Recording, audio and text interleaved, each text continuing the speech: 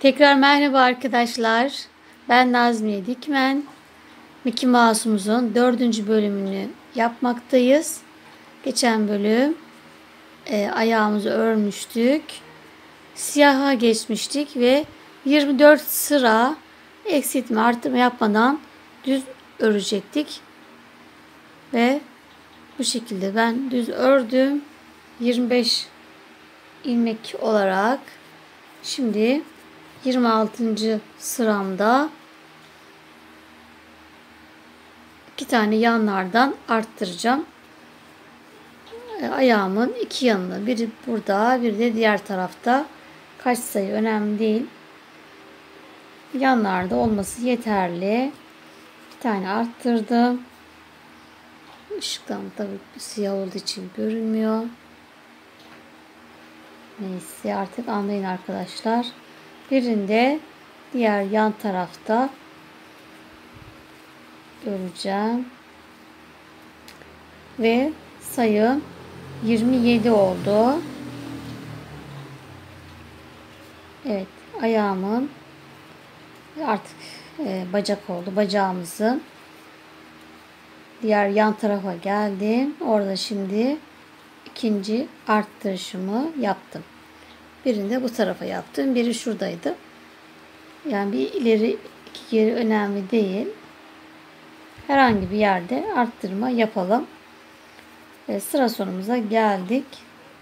Şimdi 3 sıra eksiltme arttırma yapmadan 27 sık iğne olarak düz öreceğiz. Evet, 3 sıra düz ördüm arkadaşlar. Şimdi yine iki yanda arttırma yapıyorum. Başlangıç yerinden buraya kadar düz geldim. Göz kararı sadece yanda olması kafi. Arttırmamı yaptım. Birinci arttırmamı. Şimdi ikinci arttırma yapacağım.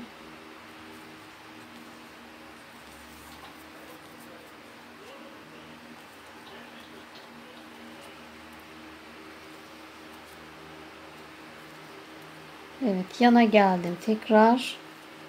Şimdi ikinci arttırmamı da buraya yapıyorum. Evet, sayımız 29 oldu. İkinci arttırmamı da yaptım. Evet, bundan sonra 2 sıra tekrar düz öreceğim. Eksiltme arttırma yapmadan 29 sık iğne olarak. Ondan sonra beyaz ipimize geçeceğiz. Evet, 2 sıra düz ördüm arkadaşlar ve beyaz rengime geçeceğim. Siz istediğiniz renge geçebilirsiniz. Elinizdeki artık ipleri değerlendirebilirsiniz. İlla ki beyaz olacak diye bir şart yok. Çünkü zaten içinde görünmeyecek. Şimdi en sonki ilmeğimi beyazla kapatacağım. Ve arkaya tutturdum. Beyazla geçiş yaptım. Ve ilmek kaydırarak bir zincir çekip aynı ilmeğe batıyoruz. Evet, yukarıya çıkmış oldu. Şimdi 2 sıra beyaz öreceğim. Toplam sayımız 29'du en son. Siyahı da arkaya birbirine bağlayıp koparacağım arkadaşlar. Evet, 2 sıra düz ördük arkadaşlar. Şimdi bu sıramızda 3 tane arttırma yapacağız. Biri arka orta, ikisi de yine yanlarda olacak. Şimdi evet, bu arada burası 34. sıramız arkadaşlar. 34. sıramızda 3 tane arttırma yapıyoruz ve sayımız 32 oldu. Şimdi bir tane tam arka ortaya arttırma yaptım. Bu şekilde. Tekrar düz örüyorum. 2 tane ve yanlarda yapacağız. Evet. İkinci arttırmamı da yanına gelen yere yaptım. Tekrar düz örüyorum.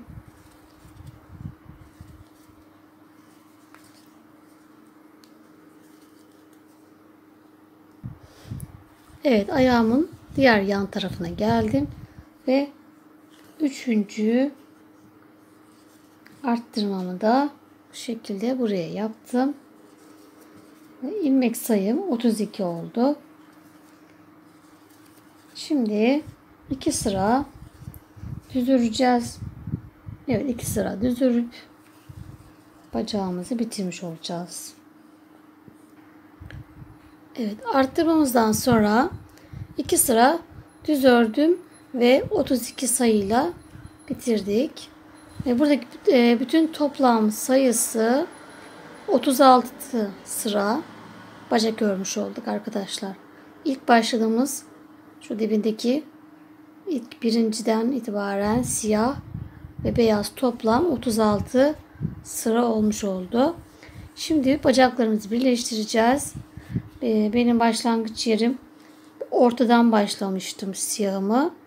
Tabi bu kaya yana kaydı. Şimdi buradan başlangıç yerinden bu tarafa doğru düz ördüm. Tam ortamı buldum.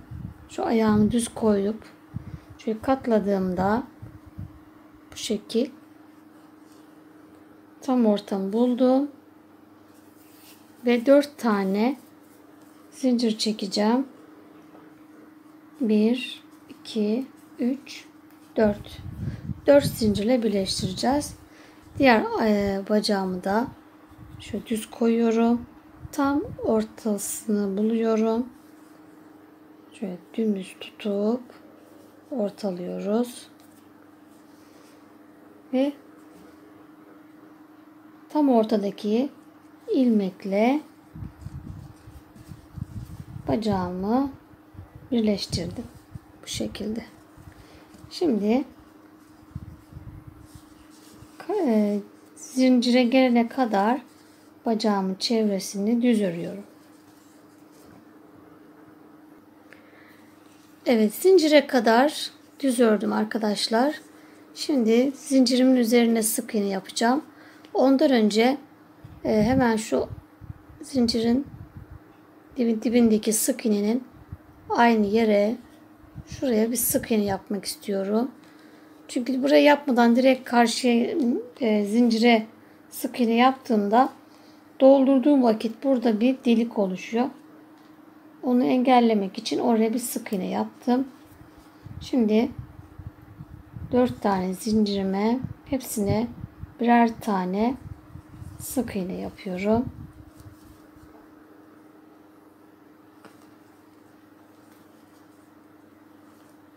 Ve 4. Tekrar buradaki sık iğnemin de dibine bir tane sık iğne yapıyorum. Evet. Bu şekilde doldurduğum zaman buradaki açılıyor biliyorsunuz doldururken. Orada bir delik oluşmaması için oraya da bir tane daha sık iğne yaptım. Şimdi diğer zincirime gidene kadar tekrar düz örüyoruz. Evet, tekrar diğer bacağımın da çevresini hepsine tek battım. Yine zincirimin bu taraftaki bölümüne geldim. 4 zincirimin hepsine tek batıyorum.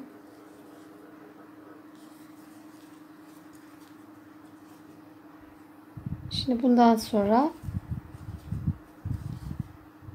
evet, şuradaki de batalım. Evet. Evet, bundan sonra başlangıç yerimiz arkadaşlar burası. Şu an iki tarafı da birer sıra yapmış olduk. Buradan itibaren bununla beraber toplam 12 sıra düz öreceğiz. Yani bir tane yapmış olduk. Bundan sonra 11 sıra daha düz öreceğiz. Evet, buradaki toplam sayımız da 73 oldu arkadaşlar. Evet, şimdi 11 sıra düz örelim.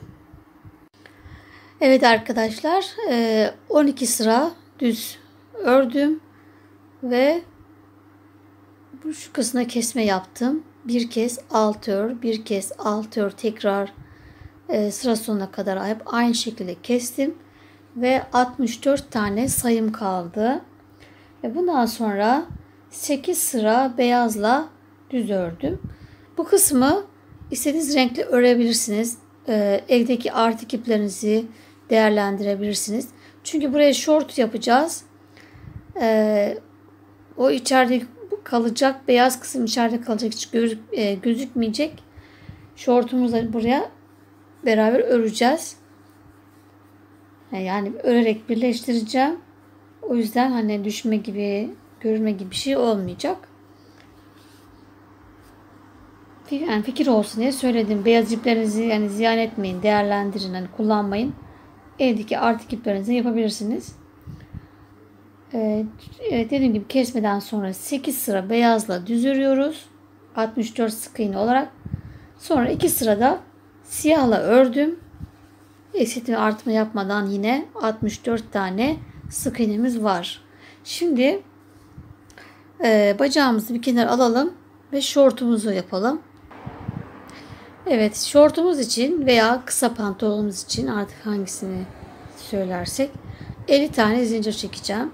Bir tane sabitleme zinciri çekiyorum. Şimdi bunu saymıyoruz. Bundan sonra 50 tane zincir çekiyoruz. Evet, 50 tane zincir çektim. Şimdi bunu şu şekil elimle tutarak zincirin ön tarafını şu şekil daha rahat olur yaparken. Şöyle baksın, bize baksın. Ve ilk zincirimize batıyoruz.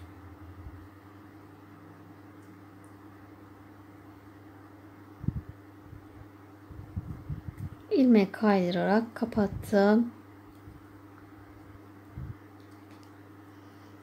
2 tane zincir çektim. Yukarıya çıkmış oldum. Tığımı üzerine alıyorum. Ve aynı yere battım. Ve yarım trabzan yaptım. Tekrar üzerine alıyorum. Her zincirimin içine yarım trabzan yapıyorum. Bu şekilde. Tekrar tığımızı alıyoruz. Ve bir seferde çekiyoruz. Bu şekil yarım trabzan olmuş oluyor.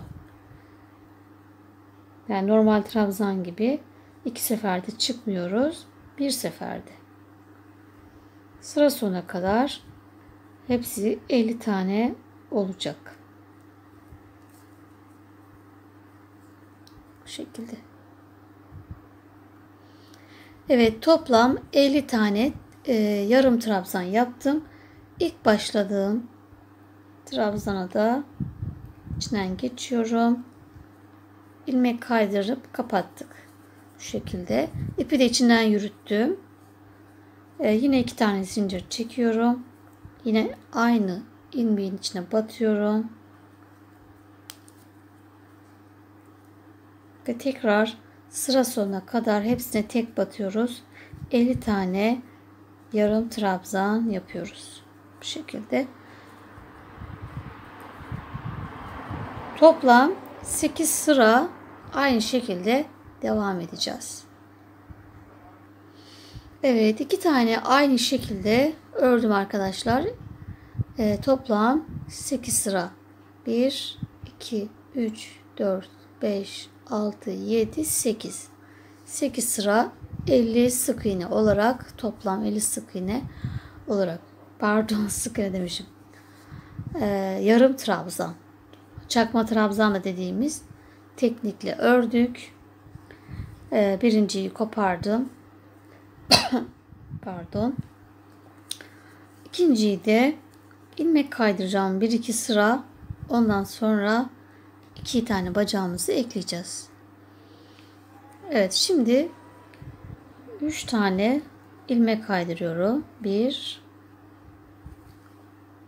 2 3. Bunu yapıyorum çünkü yani koparmamak için ipimi. İsterseniz koparıp devam edebilirsiniz.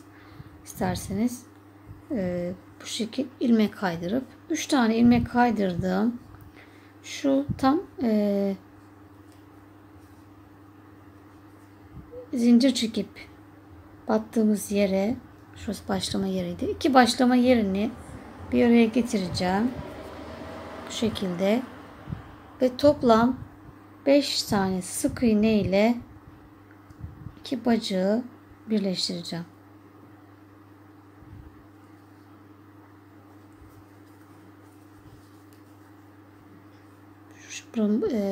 Diğer bacağımın ortası burası, buradan 2 tane daha ilerisi, toplam 5 sık iğne ile ekliyoruz. Evet, birinci sık iğnem, 2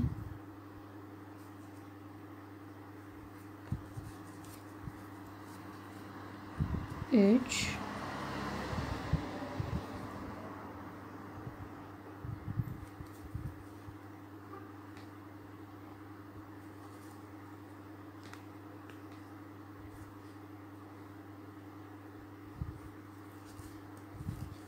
4 ve 5.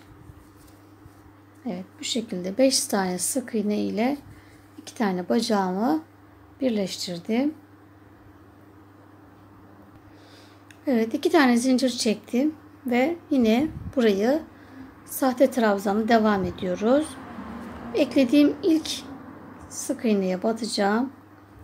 Sahte trabzan yapacağım. Hemen yanı yaparsak orada yine bir delik oluşur. Sıra sonuna kadar yine sahte trabzanla devam ediyoruz. Yine bacakta aradaki yaptığımız gibi hep sık ilmek kaydırıp birleştireceğiz. Yukarıya çıkacağız. Evet, bir bacağımı düz olarak ördüm, dolandım arkadaşlar. Şimdi buradaki yeri gösterelim. Buradaki geçişi hepsini birer tane batarsanız, yani şuraya atlayarak, o zaman bir delik olacak kocaman. O yüzden şu eklediğimiz sık iğneyi de batacağız. Bu şekil. Tekrar yanındaki hepsini bir toparladım. Tekrar devam ediyorum. Oradaki açığı kapatmış olduk.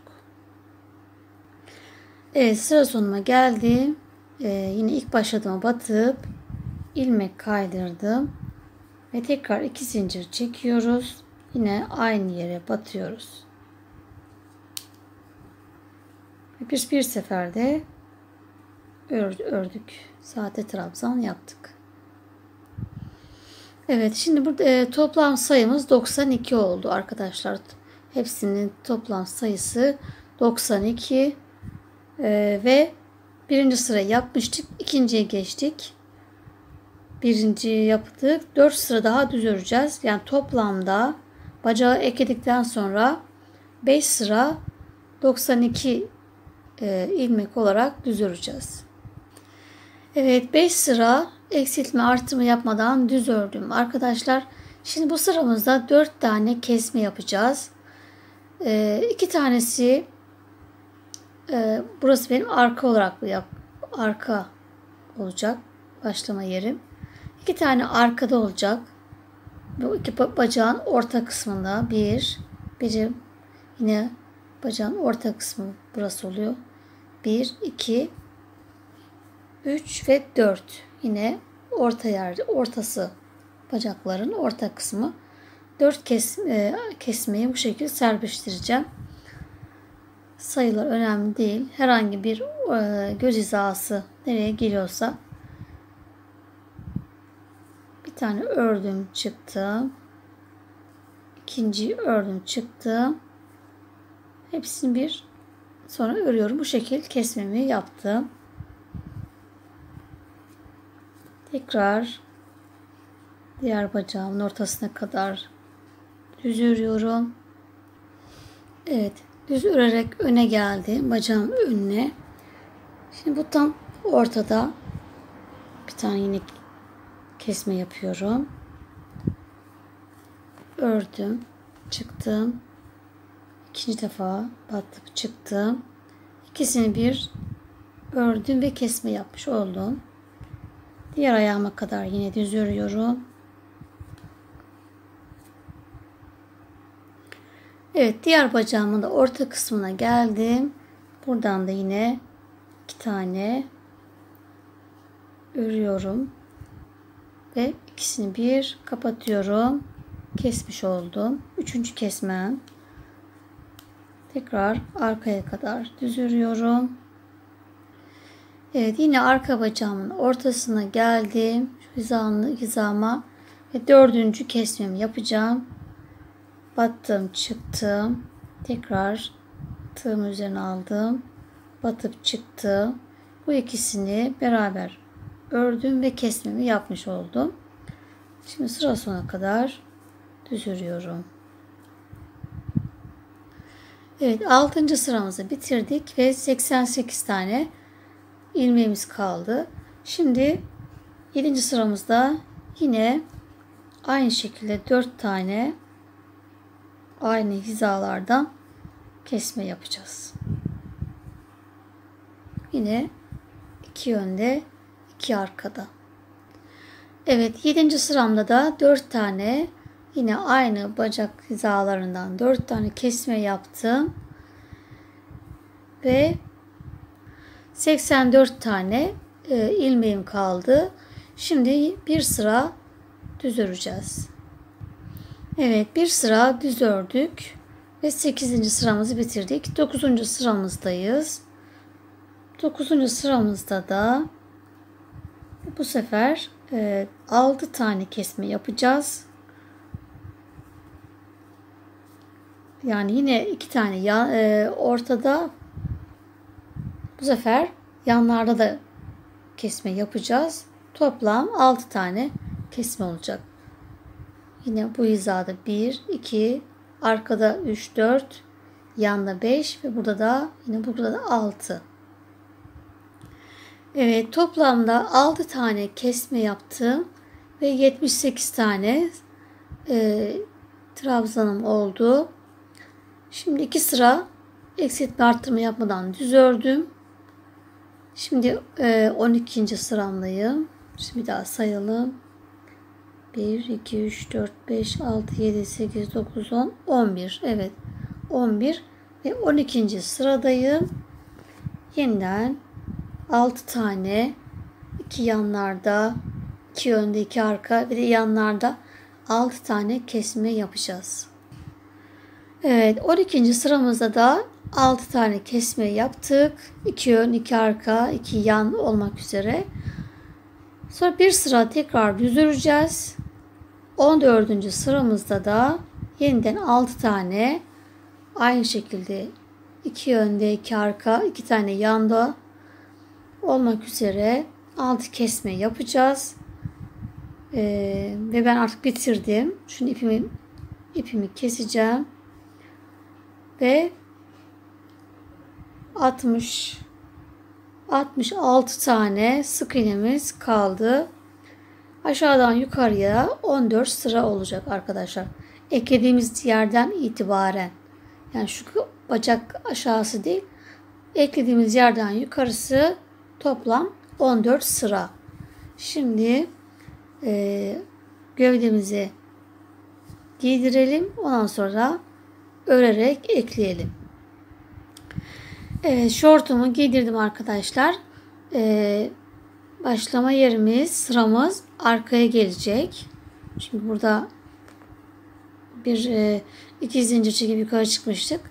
O işaret ister istemez fark ediliyor. Onu yüzden arkaya koydum. Şimdi giydirdik güzelce. Şortumuz 66 idi. Gövdemizdeki siyah ise 64.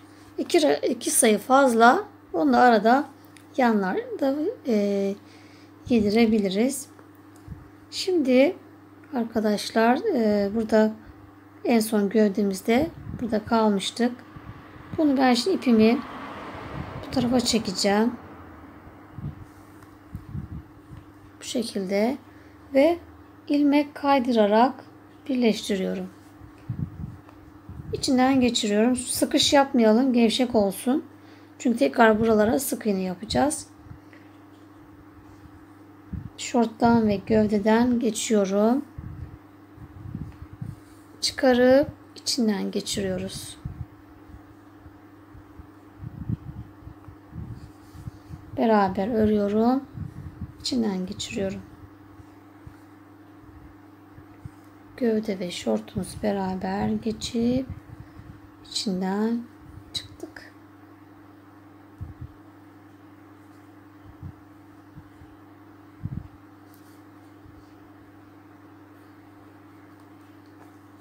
Evet, bu şekilde sıra sonuna kadar aynı şekilde birleştiriyoruz. Evet, ilmek kaydırarak şortumuzu ve gövdemizi birleştirdik. Sıra sonuna geldim arkadaşlar. Şimdi her bir ilmek kaydırmıştık ya, onlara sık iğne yapacağız. Tekrar devam ediyoruz. 64 tane yine sık iğnemiz olacak. Bu şekilde hepsini tek batıyoruz. Toplamda 8 sıra düz öreceğiz.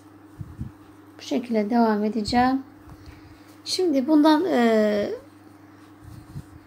devam edeceğiz 8 sıra olarak. Daha sonra kolları takacağız. Onları bir dahaki videoda yapacağız. Şimdi buraya düğmelerimizi yapalım. Evet, buradaki düğme detaylarını yapacağız. İsteyen düğme dikebilir. Hazır düğme. Ben bu şekil örerek ördüm. Sonra bunları diktim. Şimdi bunu yapalım. Evet, düğmenin bir tanesini ben yaptım. Şimdi ikinciyi de beraber yapacağız. Şu şekilde 5 tane zincir çekiyoruz. Bir tane sabitledim. Bundan sonra 5 tane 2, 3, 4, 5 zincir çektim.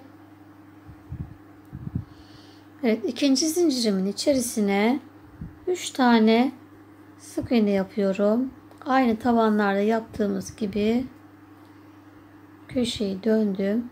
3 sık iğne ile 2 tane tek batıyorum.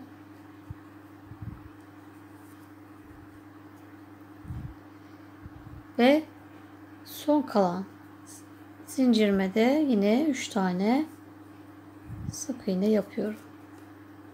Köşeyi dönmüş oldum. Bu tarafta da 2 tane kalan zincirime tek batıyorum.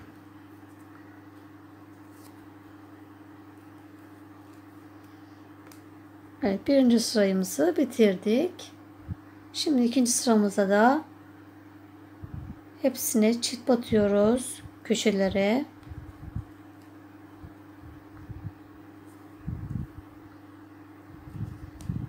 Birinci çift, ikinci çift ve üçüncü çift. 2 tane tek batıyoruz. 1, 2 sık iğneme tek battım. 2, tekrar buradaki köşede hepsine çift batıyoruz.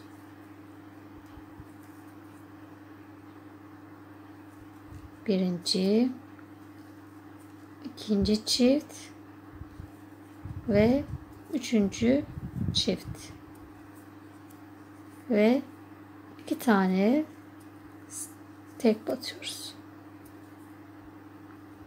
Evet, ikinci sıramızda bitirdik. Şimdi üçüncü sıramızdayız. Bu sefer bir tek, bir çift, bir tek, bir çift, bir tek, bir çift. Bu şekilde. Şimdi 3 tane tek batıyorum. 1 2 3 tekrar çift batıyorum. Arttırıyorum yani. Bu şekil. Bir tek, bir çift,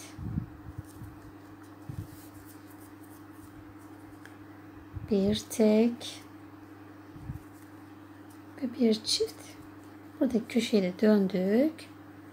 Son kalan 3 tane sık iğnemizi yapıyoruz. 1 2 3 ve ikinci düğmemizi de bitirdik. Sıkış yapmaya çalışalım. Ve ilmek kaydırarak ipimizi koparacağız.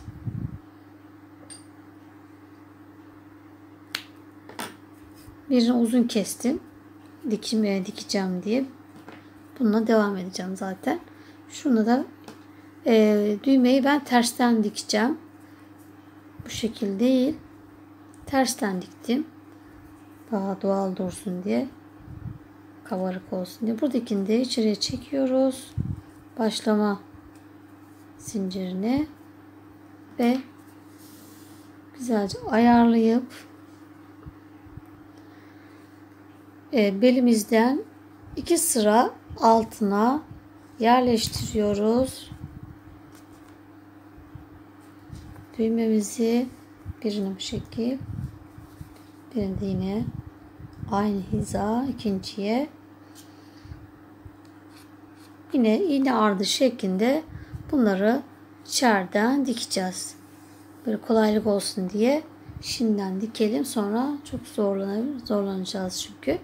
Bu şekilde düğmelerimizi dikeceğiz ve gövdemizi toplam 8 sıra düz öreceğiz. Arkadaşlar, videomuzun sonuna geldik. Buradan itibaren 5. bölümden devam edeceğiz. Görüşmek üzere. Hoşça kalın.